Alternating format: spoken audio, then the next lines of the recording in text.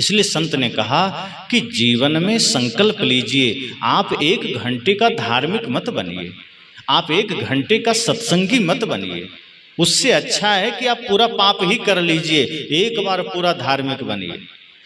अंगुलीमाल ने पूरा पाप किया, जी भर के किया, इतना आतंक फैलाया कि सेनाएं डरती थी, राजा डरते थे जाने से, लेकिन तथागत की करुणा ऐसी थी, वो चले गए क्योंकि वो निर्भयता में थे। उन्हें लगा कि अगर मैं लोगों के दुखों को दूर करने के लिए लोगों में आया हूं, लोगों के बीच जा रहा हूं, तो अंगुलीमाल भी तो दुख में है।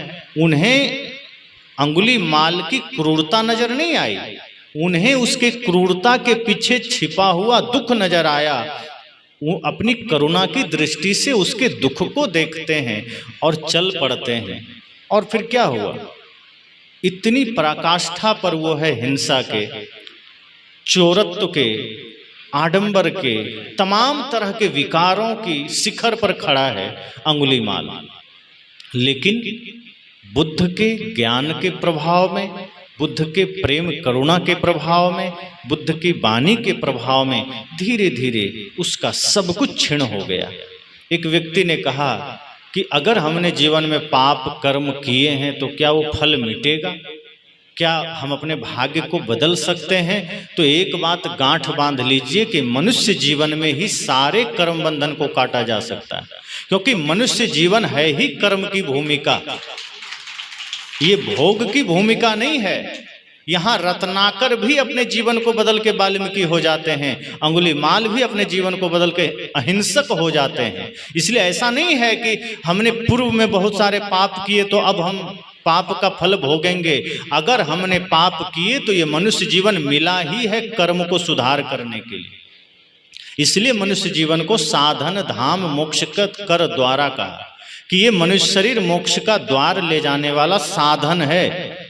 मनुष्य के अलावा जितनी भी खानियां हैं वो सब भोग की भूमिका है। वहां हम भोगों को भोगते हैं, वहां हम मुक्ति नहीं पा सकते, वहां हम सत्य नहीं पा सकते। वहां हमारा जीवन प्रकृति में है, वहां हम सीमित हैं। जैसे गाय है, वो प्रकृति में है, आप कितनी भी कोशिश कर लीजिए गाय को मांस खिलाने का, वो नहीं खाएगी, प्रकृति में है। अब गाय कहे कि मैं मांस नहीं खाती हूँ, शराब नहीं पीती, तो मैं सबसे बड़ा धार्मिक हो गई। मतलब एक बात है कि गधा मांस नहीं खाता तो धार्मिक हो गया, वो उसका नैसर्गिक जीवन है, नेचुरल, प्राकृतिक। ये बातें आदमी के लिए लागू होती है कि आप कहें शेर हिंसा करता है तो बहुत पापी है। जानवरों का जीवन प्रकृति के अधीन है, वो अपने वश में कुछ भी नहीं है, वो प्रकृति के अधीन है। उसका खाना पीना जीना सब प्रकृति के अनुरूप है। उसको हम ना हिंसा कह सकते, ना अहिंसा कह सकते, ना पाप कह सकते, ना पुण्य कह सकते। वो सिर्फ मनुष्य में लागू होता है, क्योंकि मनुष्य कर्म की भूमिका है और यहाँ विवेक मिला है, विकसित मन मिला है। अगर हम हिंसा करते हैं तो हम पाप करते हैं, हम अहिंसा में जीते हैं हम पुण्य करते हैं। इसलिए संतों ने कहा मनुष्य जीवन में आए हैं तो कर्म का फल भी मिटेगा, पाप कर्म को भी आप मिटा सकते हैं, अपने बंधनों को भी काट सकते हैं। जैसे अंधेरा चाहे हजारों साल पुराना हो, दिया जला और अंधेरा खत्म। हमारे जीवन की अंधकार चाहे सदियों पुरानी हो, लेकिन जैसे ही ज्ञान का दिया जला सारे अंधेरे खत्म। इसलिए इस एक दिन के सत्संग में यही मंगल कामना है कि हम अपने जीवन को तात्कालिक धार्मिक ना बनाएं।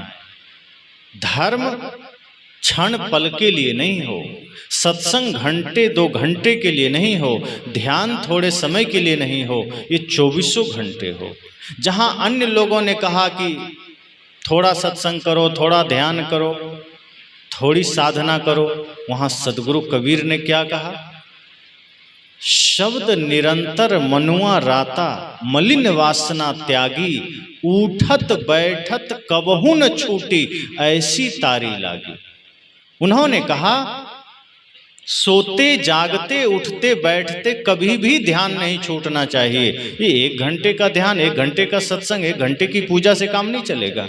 और सदगुरु कबीर समस्त मनुष्यों से यह कहते हैं कि तुम्हारे जीवन में अगर सजगता आ गई, होश आ गया, सावधानी आ गई तो समझो आप 24 घंटे ध्यान में हैं। अब 1 घंटे ध्यान किया, बाकी समय आप प्रपंच में हैं। 1 घंटे सत्संग किए, बाकी समय बत्संग में हैं। तो क्या प्रयोजन हुआ, क्या अर्थ हुआ? सत्संग में प्रेम में बैठे हैं, घर गए तो सास बहू में झगड़ने लगे, पिता पुत्र में झगड़ने लगे, भाई भाई में झगड़ने लगे, थोड़ी थोड़ी बातों में चिढ़ने लगे, गुस्सा करने लगे, कटु वचन बोलने लगे, तो सत्संग का क्या अर्थ हुआ? इसी को कहते हैं क्षणिक धार्मिक होना। और आज ये क्षणिक धार्मिक होना ही समाज के लिए खतरा का कारण बना है। ये क्षणिक धार्मिकता ही हमारे समाज के लिए विध्वंस का कारण बना है। हमारे बच्चे जो बिगड़ते चले जा रहे हैं, हमारे बच्चे, हमारा समाज जो बिखरता चला जा रहा है, इसका सबसे बड़ा कारण है हमारा तात्कालिक धार्मिक। संतों का जोर रहा है कि आप धार्मिक ऐसा बनिए कि 24 घंटे धार्मिक रहिए, क्षण क्षण में नहीं बदलिए अपने मन को। श्वास श्वास में नाम लूं, वृथा श्वास न खोए, ना जाने श्वास का आवन होई न हो। कि श्वास श्वास में उस नाम को हम ना भूलें। हम श्वास श्वास में हम नाम कहाँ याद रखते हैं? अर्थात गुरु का नाम, गुरु का ज्ञान, सत्य वचन हम भूल जाते हैं। और जब गुरु का नाम भूल जाते हैं तो दुनिया याद आने लगती है, संसार याद आने लगता है, फिर प्रपंच याद आने लगता है। इसलिए सदगुरु कहते हैं इस संसार में आप आए हैं मुसाफिर की तरह, थोड़े दिन का मेला है, कब किसको कहाँ जाना हो कोई नहीं जानता। एक पिता पुत्र को भी बिछुड़ना हो जाता है। कई बार ऐसा होता है कि पिता से पहले पुत्र का जाना हो जाता है, इतना नश्वर जीवन है। छोटे भाई को पहले जाना हो जाता है, कभी पत्नी पहले चली जाती है, कभी किसी भी व्यक्ति का कब बिछुड़ना हो जाए कोई नहीं जानता। सदगुरु कहते हैं इतना अवश्यंभावी ये जीवन है, इतना नश्वर यह जीवन है, इतना क्षणभंगुर यह जीवन है, फिर भी आप इसे नशा, दुर्व्यसन, छल, प्रपंच, चोरी में लगा रहे हो, फिर भी आप इसे पाप में लगा रहे हो, फिर भी आप इसे अत्याचार में लगा रहे हो। सावधान हो जाइए, जीवन बड़ा कीमती है, ये पवित्र है जीवन। बचपन से जीवन कैसा मिला था? पवित्र मिला था।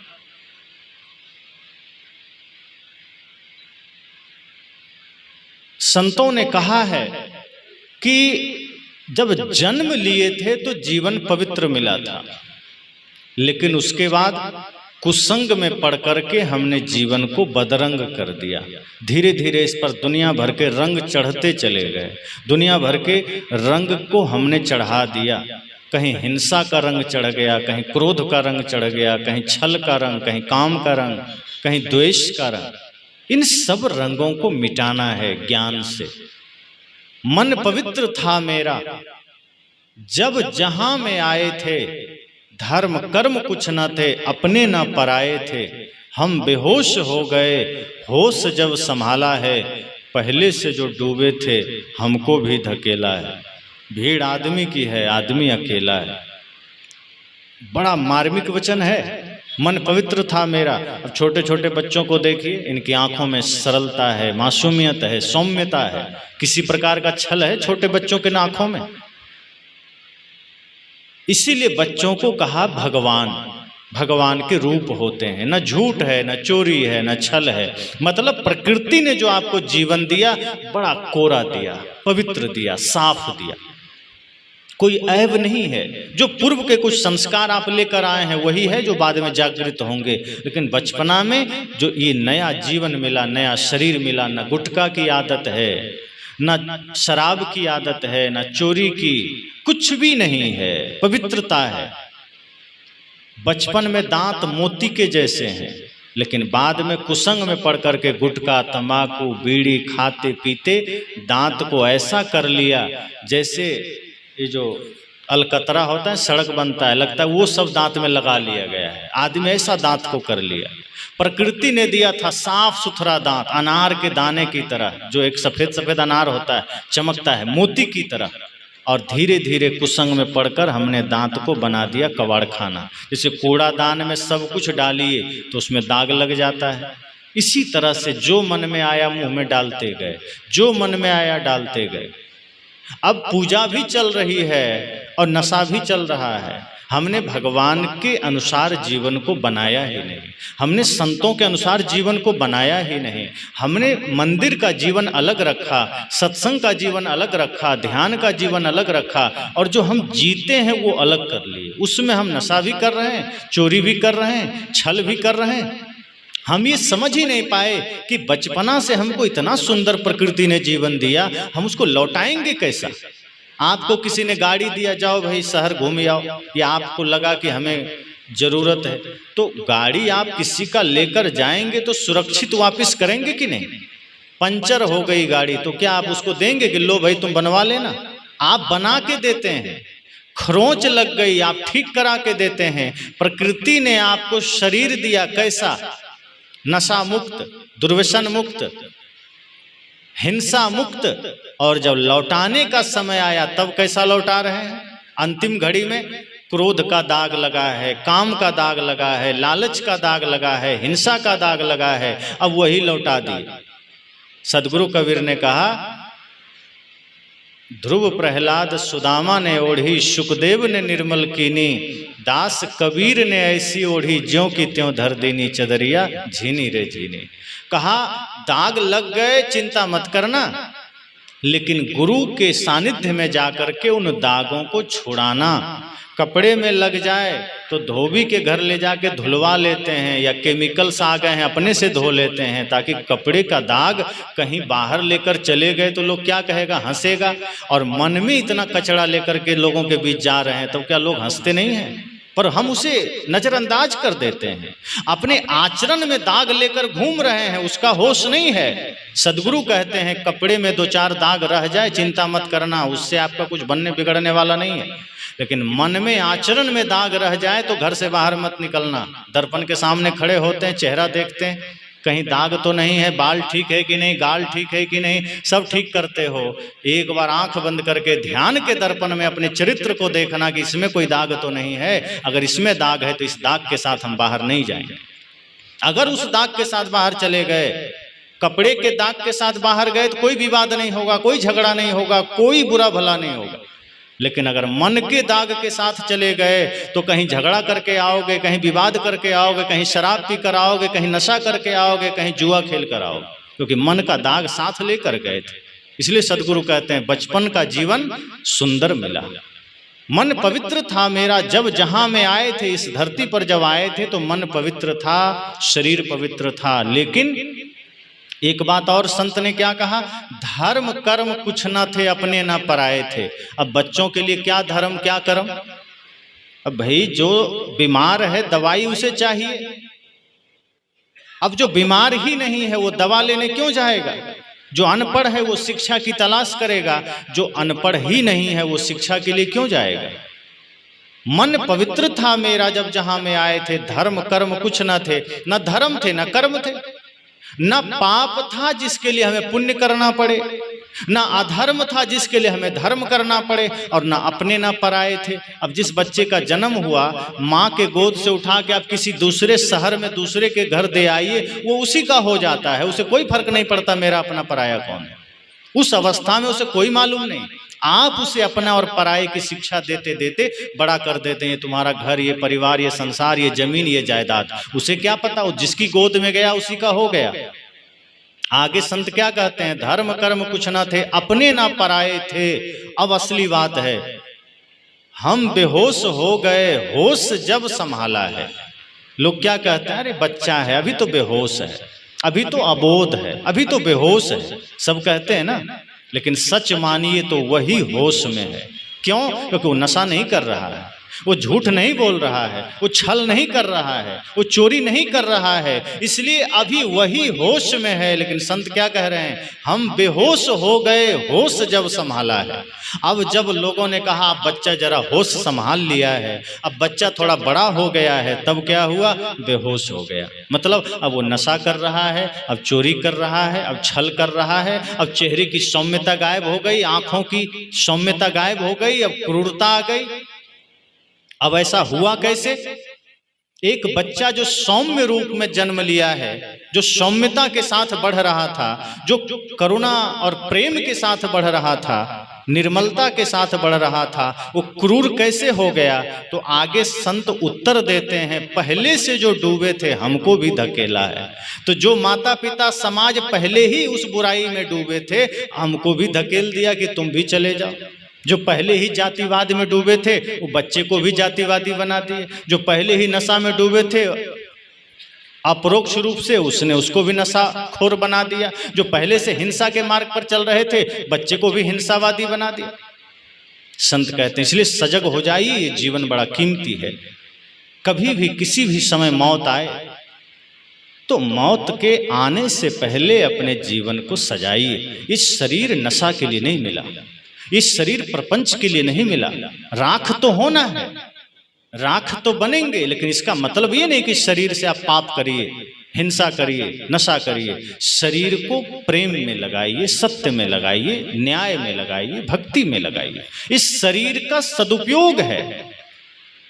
अब शब्द तो वही होते हैं, उसी शब्द से गाली भी बन जाती है और उसी शब्द से गीत बन जाते हैं।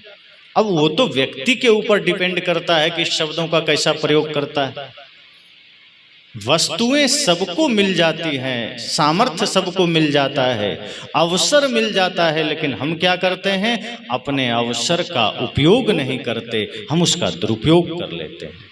इसलिए संतों ने कहा सजग हो जाइए, धार्मिक बनिए, लेकिन शब्दों का धार्मिक नहीं बनिए, मतपंथ का धार्मिक नहीं बनिए, कालखंड का धार्मिक मत बनिए कि त्योहार आया तो बढ़िया धार्मिक हो गए, कि महापुरुषों का जन्मदिन आया तो धार्मिक बन गए, कबीर जयंती आई तो सब धार्मिक हो गए, बुद्ध पूर्णिमा आ गई तो सब धार्मिक हो गए, हनुमान जयंती आई तो सब धार्मिक हो गए, दिवाली आई तो सब घर में उजाला हो गया और भीतर अंधेरा।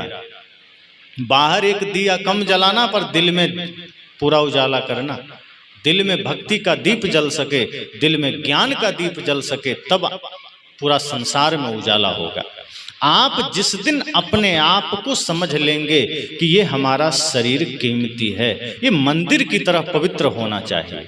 बाहर की मंदिर की पवित्रता का ध्यान आपको है। एक शराबी भी जानता है कि बाहर मंदिर है तो वहां हमें शराब अगर पी रखे हैं तो थोड़ा कुल्ला उल्ला करके जाना है, गुटखा खा रखे हैं कुल्ला करके जाना है, चप्पल उतार के जाना है।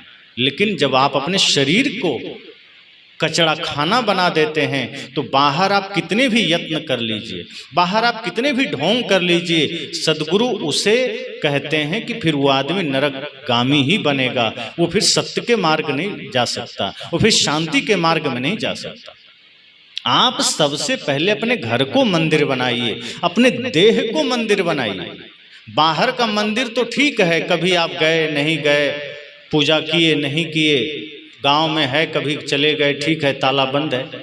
अब मैंने कहा था ना कि भगवान को हमने मंदिर में बंद कर रखा है, चालाकी किया कि चलो भगवान तुम वहीं रहो। अब कबीर साहब के भी मंदिर बनने लगे, बुद्ध के मंदिर बनने लगे, रामकृष्ण के तो बन ही रहे। हमने भी उन्हें बंद कर दिया, ताला मार दिया, किताबों को लाल कपड़ा में लपेट के कहीं अलमारी में रख दिया। और रामायण लोग कब पढ़ता है? कोई त्योहार आया तो खोल के रामायण पढ़ लेता है, कभी कोई महीना 2 महीना में पाठ करना हुआ तो बीजक खोल के पढ़ लिया। लेकिन बाकी दिन क्या पढ़ता है? अखबार। बाकी दिन क्या सुनता है? गाना। संत कहते हैं आप जब इस तरह के कृत्य करते हैं कि भगवान का उपयोग सिर्फ मंदिर तक सीमित कर देते हैं, तो उनका ज्ञान, उनका आचरण आपके दिल में नहीं आ पाता। मैं तो लोगों से कहता हूं कि आप अपने हृदय को ही पवित्र मंदिर बनाइए, तभी महापुरुषों का यहाँ निवास होगा।